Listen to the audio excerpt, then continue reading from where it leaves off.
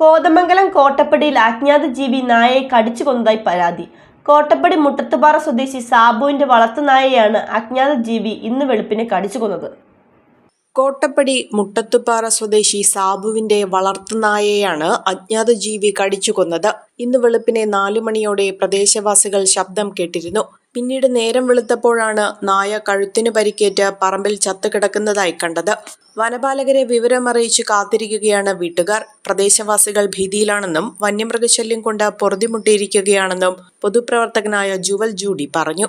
ഇന്ന് വെളുപ്പിന് ഏകദേശം 4 മണി 4 കൂടിയിട്ടാണ് മുട്ടത്തുപാറ, അതായത് കോട്ടപ്പടി പഞ്ചായത്തിൽ മുട്ടത്തുപാറ കൊറ്റാലിയിൽ സാബുവിൻ്റെ വീട്ടിൽ ഒരു അജ്ഞാത ജീവിയുടെ ആക്രമണം ഉണ്ടായിരുന്നത്.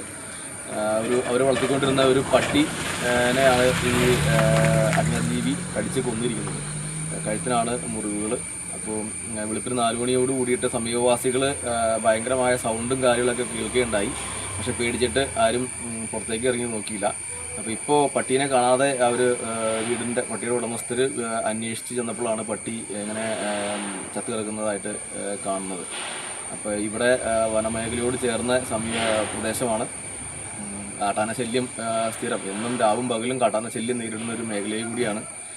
അപ്പോൾ ഇതിനെ എന്താണ്, ഇപ്പോൾ ജനങ്ങളാകെ ഭീതിയിലാണ്.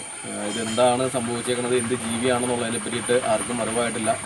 Mobiles PO junction Muvattupuzha.